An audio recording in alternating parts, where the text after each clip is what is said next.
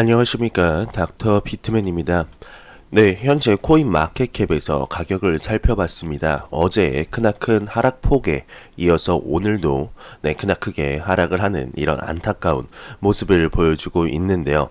네, 비트코인과 이더리움 XRP가 현재 6%, 7%, 8% 하락하는 모습을 보여주고 있으면서 라이트코인과 비트코인 캐시가 12% 정도 하락하는 모습을 볼 수가 있습니다. 참으로 안타까운데요. 네, 이 하락장이 하루빨리 끝나고 대상승장으로 가는 발판이 되었으면 좋겠습니다. 네, 그러면 제가 준비해온 소식으로 넘어가도록 하겠습니다. 암호화폐 거래소 벡트가 페이팔, 구글 출신 엔지니어 영입을 한다는 소식입니다. 세계 최대 거래소 그룹 인터컨티넨털 익스체인지 산하의 암호화폐 거래소 벡트가 페이팔, 구글에서 결제 및 월렛 관련 엔지니어로 일했던 마이크 블란디나를 최고 제품 책임자로 영입했다고 암호화폐 전문 미디어 코인데스크가 전했다고 합니다. 네, 켈리 로플러 벡트 CEO는 블로그에 마이크 CPO는 비트코인을 포함한 암호화폐를 실생활에서 결제할 수 있는 신용 생태계 구축에 기여할 것이라고 밝혔다고 하는데요. 그러면서 벡트는 수차례 공식 오픈을 미뤄왔으며 현재 미국 상품 선물거래위원회 CFTC의 비트코인 선물 상품 승인을 기다리고 있는 중이라며 기사가 마무리되고 있습니다. 네, 정말 많은 분들이 기대하는 벡트의 오픈 소식, 네, 저 또한 기대하고 있는데요. 네, 이렇게 영입한다는 것이 조금 더 준비하고 나오겠다라고 이렇게 기대하는 암호화폐 투자자분들에게 얘기를 하는 것이 아닌가 싶습니다. 네, 준비하는 것도 좋은데 일단 오픈하고 이렇게 고칠 점은 고치는 게 더 좋지 않을까 싶습니다. 네, 암호화폐 전문 미디어 비트코인 익스체인지 가이드의 한 통계를 인용. 비트코인 보유자는 전 세계에 분포되어 있지만 대다수가 비트코인을 커피, 잡화 등 일상용품 구매에 사용하기를 꺼려한다고 전했다고 하는데요. 이와 관련해 미디어는 암호화폐의 우호적인 지역으로 대표되는 네덜란드의 아른햄의 경우 대부분의 음식점, 상점이 비트코인 결제를 지원하지만 2014년 이후 비트코인 결제 건수가 감소하는 추세라며 올해 아르넴 내 비트코인 거래 횟수는 50회 미만이라고 덧붙였다며 기사가 마무리되고 있습니다. 네, 아마 많은 분들이 그러지 않을까 싶습니다. 아직까지는 비트코인으로 일상용품을 이렇게 결제를 한다기보다는 비트코인이나 다른 디지털 자산으로 이제 보는 거죠. 자산의 추적 형태, 투자 형태로 지금 하는 것이 당연시되고 있죠. 하지만 5년 내 10년 내에서는 정말 암호화폐로 결제를 자연스럽게 하는 날이 오지 않을까 싶습니다. 네, XRP의 좋은 소식입니다. 유퀴드가 150개국의 보험, 모바일 신용 및 전기 요금을 지불하기 위해 XRP를 이렇게 채택했다고 하는데요. 네, 유퀴드의 최신 발표에 따르게 되면 XRP 암호화폐는 다음과 같은 다양한 목적으로 사용될 것이라고 합니다. 네, 즉시 모바일 충전, 모바일 데이터 충전, 전기요금 지불, 식료품 할인권 구매, 보험료 지불, 약국 지불, 교통비, TV 요금 청구를 할 수 있다고 하는데요. 네, 따라서 플랫폼은 사용자가 XRP를 다양한 서비스에 대한 지불로 사용할 수 있도록 허용하지만 XRP는 150개국에서 액세스할 수 있지만 XRP를 통한 전기요금 지불 및 보험은 인도네시아에서만 가능하며 모바일 식료품 교환권은 엘살바도르 및 과테말라 및 필리핀에서의 XRP, 니카라과의 운송, 도미니카 공화국, 과테말라, 인도, 필리핀 전역에 TV 이제 청구서가 이렇게 된다고 합니다. 네, 그러면서 많은 곳에서 XRP가 사용되고 있다라고 이제 보시면 될 것 같습니다. 정말 브릿지 통화로서 만들어진 리플의 XRP 코인이 과연 어떠한 야망이 있는 걸까요? 정말 많은 곳에서 XRP 코인 자체가 사용될 수 있는데요. 네, 참 신기합니다. 2019년 정말 XRP가 얼마나 성장하게 될지 한번 지켜보도록 하죠. 네, 지금 가격이 좀 아쉬울 뿐이죠.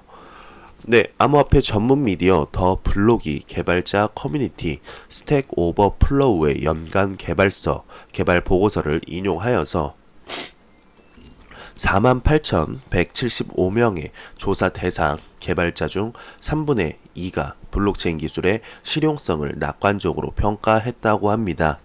그 중에 29.2%는 해당 기술이 모든 산업에 실용적이라고 응답했으며 26.2%는 블록체인의 위조 방지 기능, 12.2%는 탈중앙화 화폐가 강점이라고 응답했다고 전했다고 합니다. 해당 보고서는 또 80% 이상의 조직 및 기업이 블록체인 기술을 사용하지 않고 있는 것으로 나타났다며 블록체인을 사용하는 기업 중 12.7%는 암호화폐 없는 블록체인을 채택했으며 암호화폐를 사용하는 블록체인을 채택한 기업 중 4%는 암호화폐 상품 2.1%는 결제 서비스를 제공하면서 1.3%가 자체 토큰을 발행했다고 전했다며 기사가 마무리되고 있습니다. 네, 굉장히 중요한 소식이 나왔습니다. 트럼프의 백악관에서 멕시코 송금 제한을 고려한다. 하지만 비트코인은 막을 수가 없다라고 언급했다고 하는데요. 트럼프 행정부의 한 고위 관리가 어제 멕시코와 다른 중미 국가들에 대한 송금을 중단하는 방안을 논의 중이라고 발표했다고 합니다. 이 계획에 대한 큰 이유는 불법 이민자들을 막는 것이 될 것이라고 하는데요. 세계은행에 따르게 되면 2018년에만 약 337억 달러의 송금이 멕시코로 송금이 되었다고 합니다. 네, 과테말라, 엘살바도르, 온두라스 또한 수십억 달러의 송금액을 가지고 있다며 이 위협은 멕시코가 불법 이민을 막고 망명을 요구하는 이민자에 대한 수요를 낮추도록 압력을 가하기 위한 것이라고 하는데요. 송금 금지가 시행이 된다면 미국에 살고 있는 이들 국가의 서류 미비자나 모든 국민을 겨냥할 수 있을지 아직 확실하지 않다고 합니다. 네, 그러나 미화 송금은 중단될 수 있지만 비트코인은 중단될 수 없다고 하는데요. 백악관이 형사상에 아무런 근거 없이 송금 금지를 적극적으로 고려하고 있다는 사실은 금융 시스템이 실제로 얼마나 취약한지를 잘 보여준다고 합니다. 그러나 미국은 자유로이 국경 간 지급 채널을 중단할 수 있지만 비트코인은 그렇게 할 수 없다고 합니다. 실제로 송금이 금지되더라도 백악관은 비트코인 송금 역시 멕시코 및 중미계 미국인 가족에게 금지할 수 있는 방법이 없다고 하는데요. 비트코인이 적절한 글로벌 통화의 모든 기본을 갖고 있는 또 다른 이유이며 국가에 의해 검열될 수 없다고 합니다. 그러면서 비트코인은 송금 또는 기타 자금 이체에 대한 잠재적 금지에 대한 해결 방법을 세계에 제공한다며 이러한 송금에 대한 돈이 범죄 목적으로 쓰여지지 않았다는 점을 고려하는 것이 특히 중요하다고 하네요. 대신 해외 가족에게 송금을 금지하고 있다며 정부는 사람들의 은행 계좌를 불공정하게 타겟팅할 수 있지만 비트코인은 금지할 수 없다며 이제 달러와 비트코인 사이에서 선택할 수 있는데 송금이 금지된다면 미국의 멕시코 국민들은 어떤 선택을 하게 될지 고민을 해야 될 것이다 라면서 기사가 마무리되고 있습니다. 네, 이렇게 국제적 송금 제한이 비트코인에 좋은 소식을 가져다 줄 수 있다라는 이런 기사입니다. 네, 죄송합니다. 네, 그런 소식인데요. 네, 비트코인이 탈중앙화다라는 것을 확실하게 보여줄 수 있는 만약에 금지가 한다면 네, 충분한 사례가 되지 않을까 싶습니다. 그러면서 암호화폐에 대한 영향력도 넓힐 수 있는 기회가 되지 않을까 싶네요. 네, 글로벌 디지털 자산 거래소 후오비 코리아가 11일 후오비 코리아 프라임을 단독으로 론칭한다고 밝혔다고 하는데요. 첫 번째 프로젝트인 블록체인 기술 기반 암호화폐 결제 솔루션 페이 프로토콜을 공개했다고 합니다. 네, 페이 프로토콜은 가맹점의 낮은 수수료 제공과 페이 프로토콜이 발행한 암호화폐, 페이코인 에어드랍과 리워드 등 다양한 이벤트를 제공하며 가맹점과 고객 모두 윈윈 할 수 있는 환경 구축을 목표로 하고 있으며 후오비 코리아 측은 후오비 코리아 프라임을 전략 사업으로 선정하고 대표 서비스로 인지할 수 있도록 단독 론칭의 이유를 설명하며 성장 잠재력 및 사업적 실현 가능성이 우수한 프로젝트만 엄선해 진행할 예정이라고 밝혔다고 하네요. 네, IMF의 수장이 암호화폐는 기존 시스템을 뒤흔들었다. 은행 사업 모델 변화에 만드는데 일조를 했다라고 발언했다고 합니다. 네, CNBC와의 인터뷰에서 IMF의 크리스틴 라가르드 총재는 암호화폐가 기존 금융 분야에 확실히 영향을 주고 있다고 밝혔다고 하는데요. 총재는 상업은행들이 비즈니스 모델에 변화를 주기 시작한 것이 그 증거라고 짚었다고 합니다. 크리스틴 라가르드 총재는 분산 원장 기술을 사용하는 파급 기술의 역할이 기존 시스템을 흔들고 있는 것이 사실이라고 강조했다며 혁신이 기존 시스템을 과도하게 흔들어서 필요한 안정성을 잃지 않길 바란다며 금융산업의 변화가 규제와 함께 동반돼야 한다고 주장했다고 합니다.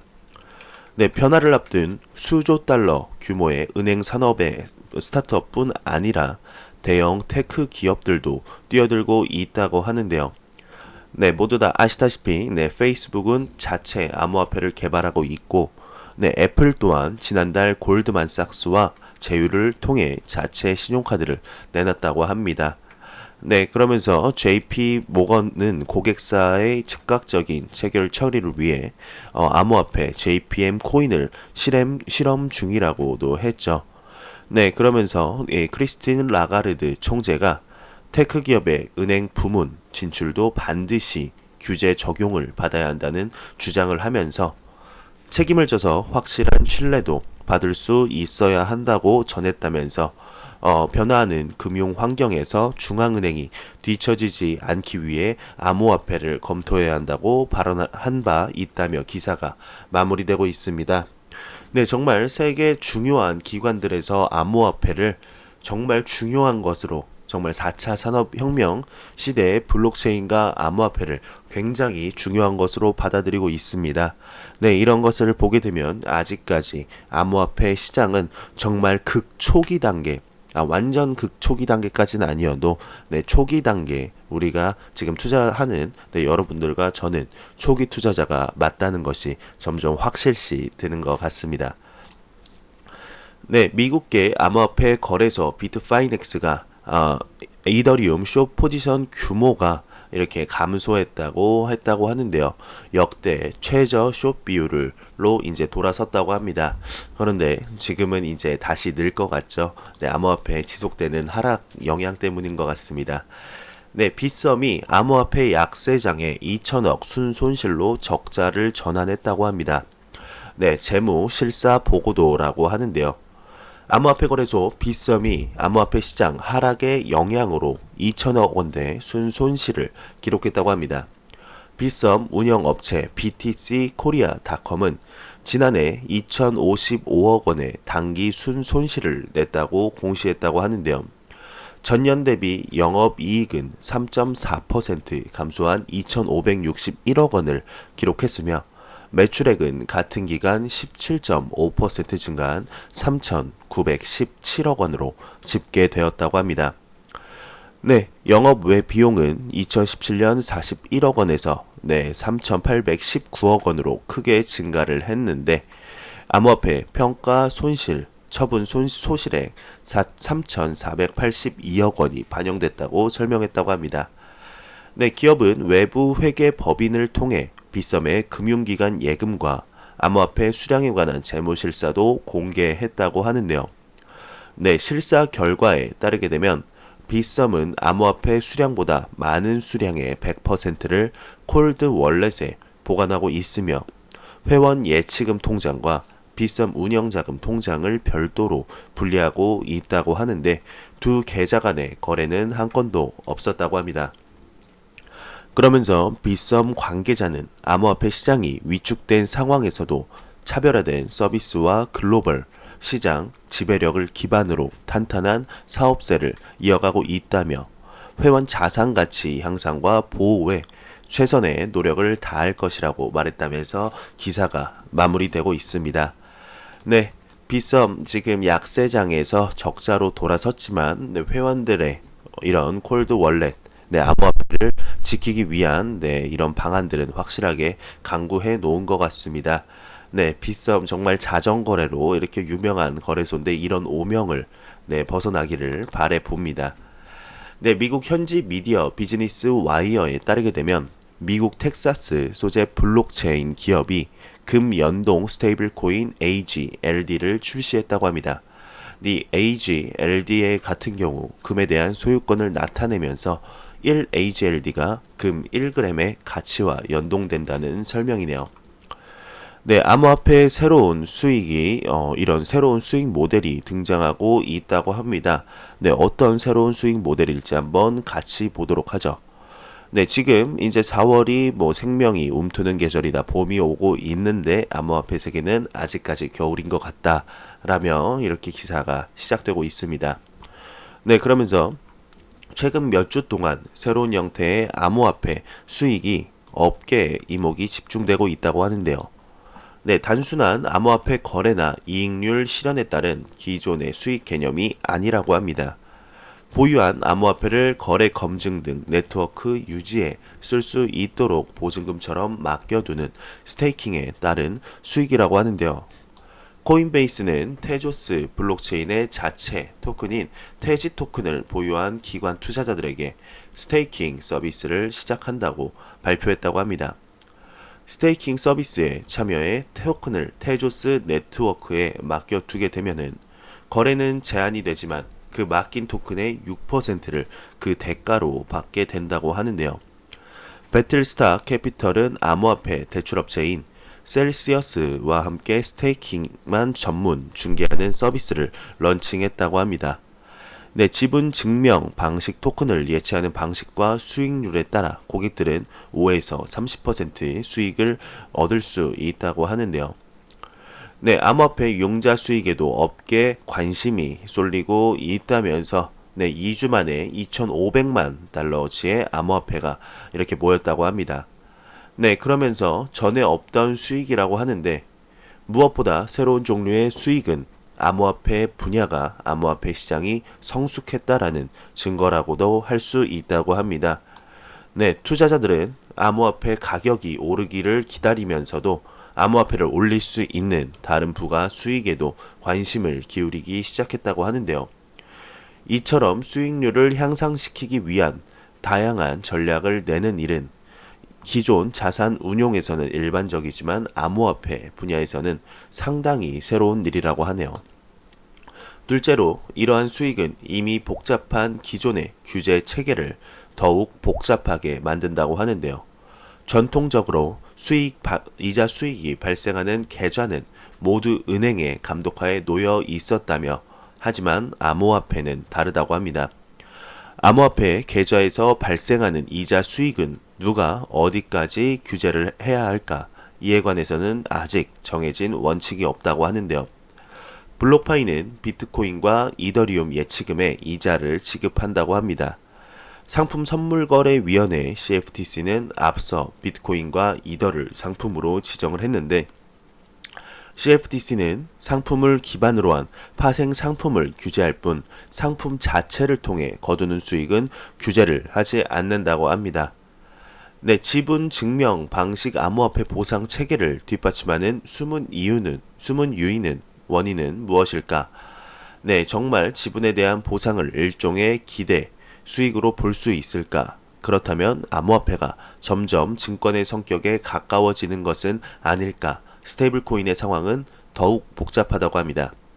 미국 달러나 유로화에 연동되는 스테이블 코인을 보유하는 것만으로도 수익이 보장된다면 그 자체로 가격이 인상하지 않도록 만든 암호화폐도 증권으로 간주해야 하는지에 대한 논란도 가중된다고 하는데, 암호화폐를 거래용 토큰으로 발행한다는 취지는 악화될 수밖에 없다고 합니다. 네, 그러면서 스테이킹 수익의 양면성이라는 부제를 살펴보게 되면, 살펴보았듯이 스테이킹을 통한 수익은 시장의 성숙도를 증명하는 동시에 낮은 은행 금리에 지친 투자자들을 암호화폐 시장으로 유입시키는 긍정적 역할을 수행한다고 합니다. 네, 동시에 시장의 복잡성이 증대되면서 종합적이고 안정적인 규제가 없는 상황의 문제점을 더욱 부각시킨다고 하는데요.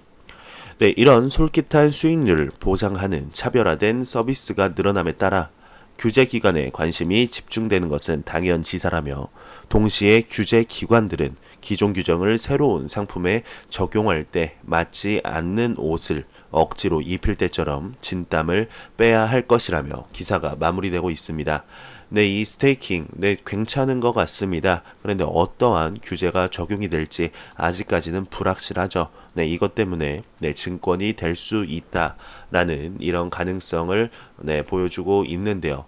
네, 이게 정말 증권이 아니라고 이렇게 확실하게 판별이 되면서 이러한 수익 모델이 있다면 네, 저도 한번 알아봐야 될 것 같습니다. 저 같은 경우는 5년 10년을 들고 갈 투자자인데, 아마 저뿐 아니라 장기 투자자분들에게 네, 굉장히 좋은 게 아닐까요? 넣어놓고만 있어도 이자가 늘어난다. 거의 은행이죠. 근데 은행보다 훨씬 더 높은 이자가 늘어나게 됩니다. 네, 굉장히 좋은 것 같네요. 네, 중국계 암호화폐 거래소 바이낸스가 블록체인 보안 업체 사이퍼 트레이스와 파트너십을 체결했다고 공지했다고 합니다. 이를 통해 향후 감독 관리 이슈 처리 효율을 높인다는 설명인데요. 미국에 소재한 사이퍼 트레이스는 앞서 지난 3월 몰타 금융청의 암호화폐 기업 활동 모니터링 지정 업체로 선정된 바 있다며 기사가 마무리되고 있습니다. 네, 박상곤 코빗 대표가 더욱더 신뢰받는 1등 매체가 돼주세요 라면서 이렇게 언급했다고 합니다. 네, 대한민국을 대표하는 코인데스크 코리아 창간 1주년을 진심으로 축하한다며 네, 코빗이 이렇게 언급했다고 하네요.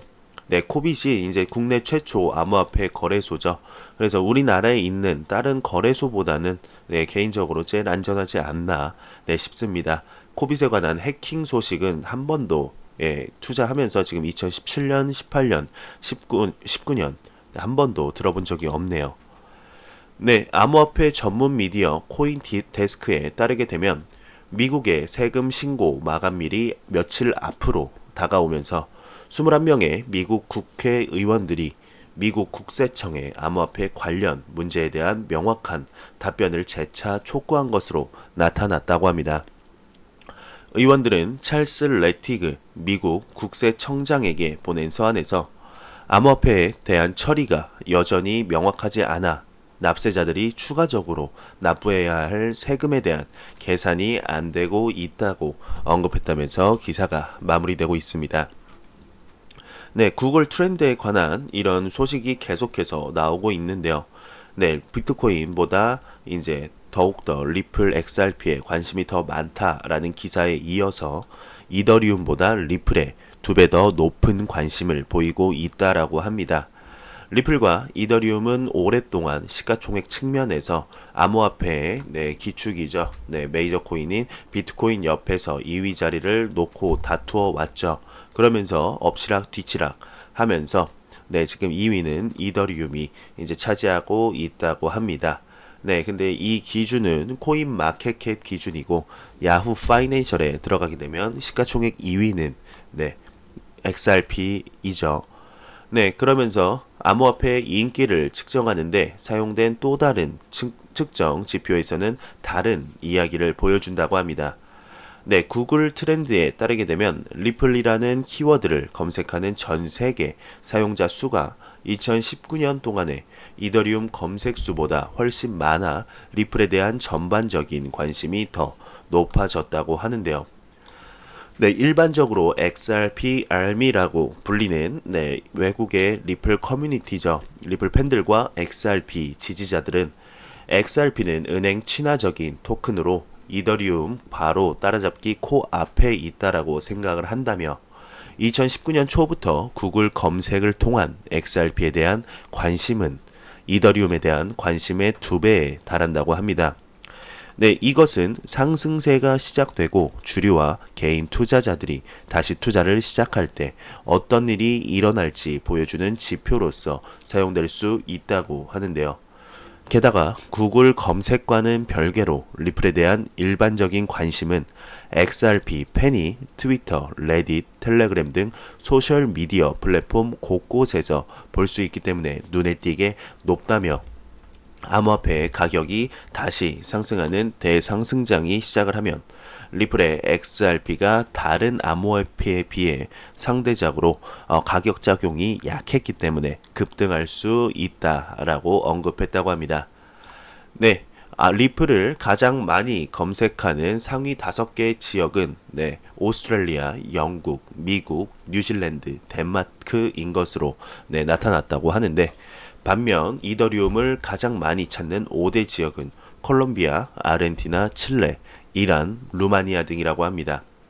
네, 이더리움은 개발도상국에서 이렇게 많이 검색을 하고 있으며 리플을 검색하는 국가 사람들은 개발도상국의 사람들보다 더 많은 돈을 투자한다며 리플을 찾는 이들 대다수가 이미 XRP에 투자했거나 투자를 고려하고 있는 것으로 추측할 수 있다며 기사가 마무리되고 있습니다.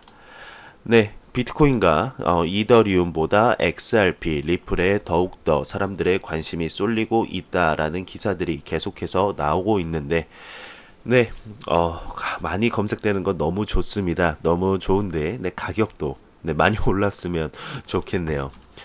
네, 마지막 소식입니다.